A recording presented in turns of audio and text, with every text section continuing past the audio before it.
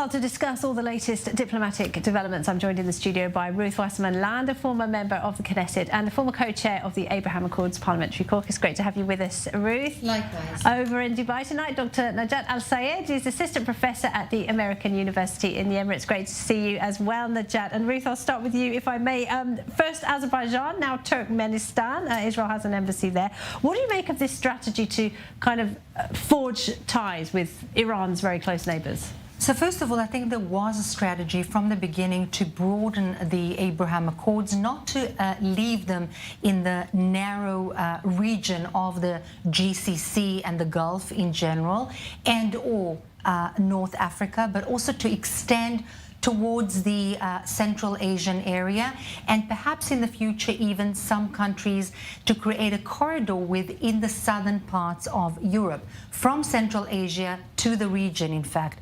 That is very useful and conducive for energy transportation, for economic development, but of course also for geostrategic issues pertaining to the security of the region in general, and Israel in particular vis-a-vis Iran, of course. Najat, what's the reaction in the Gulf to what Israel is doing in Central Asia?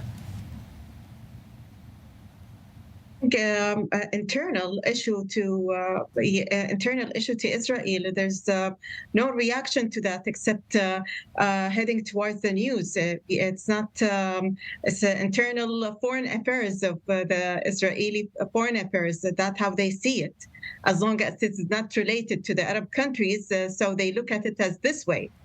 This is how they look at it. But in terms of putting pressure on Iran. It's Iran, anyways. Like it's not a pressure to Iran in what way? It is foreign relation. Well, the Arab neighboring countries to Iran made already diplomatic relations with Israel, and nothing happened. The relationship between Iran and UAE, for example, it's really stable. And it has been before Turkmenistan and Azerbaijan. So nothing like this, it's not related, honestly. So this is how they look at it here. Ruth, we just heard Benjamin Netanyahu there. He says that the Chinese brokered deal between Saudi Arabia and Iran doesn't affect his plans to normalise with Riyadh. What are your thoughts? Well, first of all, I hope that his plans, I don't agree with all of his plans, but in particular this specific plan, I hope that it comes through, because I think it is vastly important for Israel to have a strategic relationship with Saudi Arabia, but not only. I think there is a huge need to focus on what we had already achieved and to strengthen and empower and enhance those ties, not only economically, but in terms of people to people, in terms of geostrategic understanding between the UAE and Israel, between Bahrain and Israel and other countries, because of the situation in Israel being a little bit fragile. Not everybody in the UAE is comfortable with it, and we need to enhance those ties. Nonetheless, Saudi Arabia, I believe, has not nullified the possibility of forging ties with Israel because of its agreement with Iran. I said it before, I'm saying it again, despite the fact that Israel is, of course, a tad worried about this relationship. And Najat, is Israel right to be worried about the relationship? About which relationship? Between you mean the last agreement that happened between Saudi Arabia and Iran? Yes. No, I believe, to me, honestly, I see it as quite puzzling. I don't know why they are connecting, such a peace agreement, future peace agreement between Saudi Arabia and Israel to this to ongoing conflict with Iran. Actually, this agreement that has nothing to do with the future agreement, if something like this will happen with the agreement with Iran. However, the main thing that the Saudi Foreign Ministry has repeatedly stated, that the peace agreement will not happen without the two-state solution. That's the main thing. Therefore, the problem does not revolve around Iran, but rather the need to resolve the Palestinian-Israeli conflict. This is the main thing. If this were to occur, a peaceful relationship with Iran would not prevent any agreements with Israel. This is how Saudi Arabia sees it. Najat, Ruth?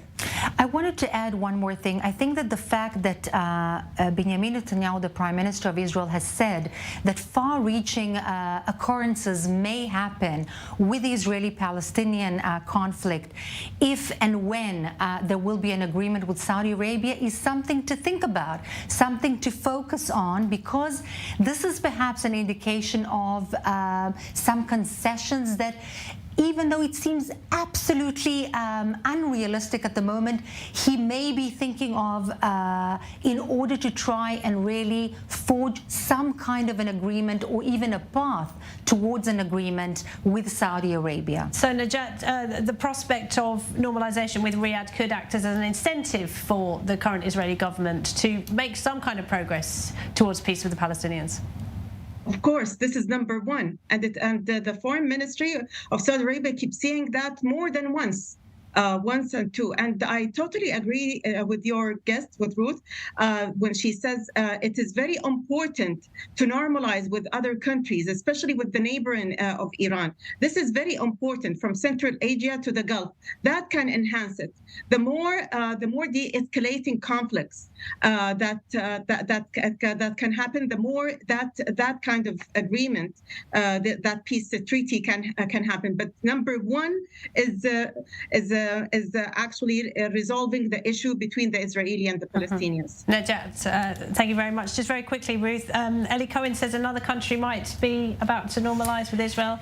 Gosh, the guessing game. I would be too cautious to really name a country, but there is a policy by the Minister of Foreign Affairs and his CEO, who was a former Mossad agent, to forge relations with other countries. Okay, all right. You're not naming names either. All right, Ruth Wasserman Lande and Najat Al-Sayed. Thank you very much indeed to you both. Great to have you with us. Thank you.